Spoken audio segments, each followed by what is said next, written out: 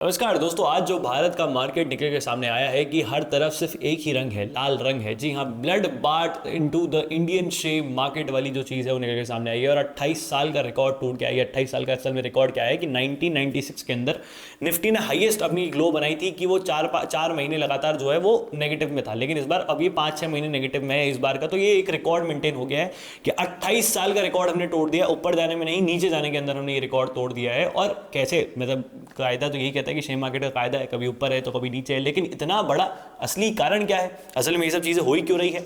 तो पहला तो ट्रंप के पसंदीदा शब्द टैरिफ। जी हाँ, ट्रंप ने रेसिप्रोकल टैरिफ लगाना है, ट्रंप ने कनाडा पे टैरिफ लगाना है, मेक्सिको पे टैरिफ लगाना है, चाइना पे लगाना है, यहाँ पर ऊपर क्या बोलते हैं यूरोपियन यूनियन पे लगाना है, अलग अलग देशों पे लगाना है। तो आपके ऊपर इफेक्ट आएगा ही आएगा।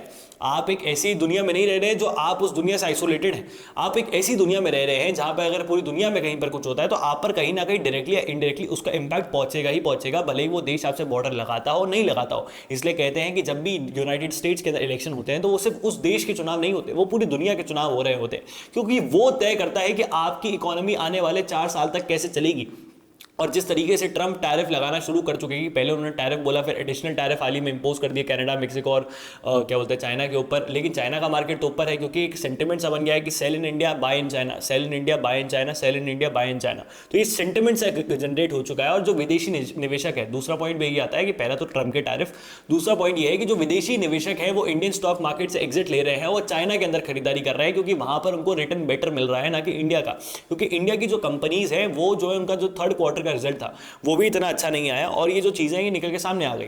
लेकिन आप इतना मत चिंतित हुई है, मैं कोई एक्सपर्ट नहीं हूं जो आपके सामने स्क्रीन के ऊपर बैठा हुआ है आपको कोई सलाह दूंगा, सेबी द्वारा सर्टिफाइड नहीं हूं। लेकिन जितनी भी किताबें मैंने पढ़ी है, जो मेरा एक्सपीरियंस कहता है, जो आर्टिकल्स मैंने पढ़े हैं, उसके अंदर यही होता है कि जो अगर आप होल्ड करके रखेंगे, लगभग ये सब यही कहते हैं कि अगर होल्ड करेंगे तो आप फायदा में ले सकते हैं, क्योंकि अगर अभी आप बेच देंगे तो अभी पूरा मार्केट लॉस में ही चल रहा है, तो आप भी लॉस में ही जाएंगे। हड़बड़ाहट में जल्दबाजी में बेच देंगे तो नुकसान तो है ही। हाथ में पकड़ के रखिए कंपनी के शेयर, देखते हैं क्या होता है, क्योंकि इक्विटी मार्केट है, एफडी की तरह थोड़ी है। क्या आपको पता है महीने का इतना % रिटर्न मिलेगा ही नहीं मिलेगा। इक्विटी मार्केट है, चल गया तो चल गया, नहीं चला तो नहीं चला।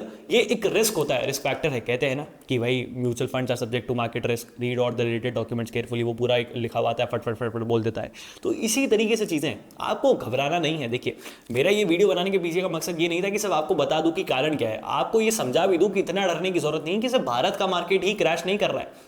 भारत से ज्यादा मार्केट तो फिलीपींस का क्रैश करा है, उससे ज्यादा थाईलैंड का क्रैश करा है, 10-12% तक उसका क्रैश करा है। हांगकांग का क्रैश कर चुका है, चाइना का भी लगभग कुछ सेक्टर्स के अंदर क्रैश किया है, इनफैक्ट साउथ कोरिया का क्रैश किया है। तो एशिया के अंदर और भी इकोनॉमीज है जो इसके ऊपर इंपैक्ट हो रही है, जापान का क्रैश हुआ है, सबका क्रैश हुआ है। लेकिन आप देख रहे हैं कि भारत के अंदर भी एडवाइजरी इफेक्ट आएगा ही आएगा। भाई कुछ हो रहा है तो इफेक्ट तो इंडिया के अंदर भी पहुंचेगा ही पहुंचेगा। ये है कि हमें इससे निकलना है। और एक कमाल का फैक्ट देता हूं मैं आपको, थोड़ा आप डरिएगा मत, पर यही है कि जो निफ्टी की, जो बॉम्बे स्टॉक एक्सचेंज के अंदर जो टॉप 500 कंपनीज है, उसके अंदर जो 481, जो टॉप 500 के अंदर से जो आउट ऑफ 481 यानी 481 जो कंपनीज है वो 10% नीचे गिर चुकी थी। तो ये एक बहुत ही, मतलब एक कहूँगा कि ब्लड बाथ वाली सिचुएशन है। लेकिन ऐसा नहीं कि ये चलती रहेगी, अभी नीचे है, आगे चल के शायद ऊपर भी हो सकता है। आपको क्या लगता है, आपको क्या लगता है कि यही कारण है या फिर और कोई भी कारण हो सकते हैं, या फिर आपको और कुछ भी समझ में आ रहा है, तो आप नीचे कमेंट बॉक्स के अंदर लिख के जो बता सकते हैं। आपकी क्या राय है, नीचे कमेंट बॉक्स में लिख के जो बताएगा। इस वीडियो को शेयर करें, ज़्यादा लोगों तक पहुंचाएं। जय हिंद, जय भारत, भारत माता की जय, और हाँ, पानी बचाएं।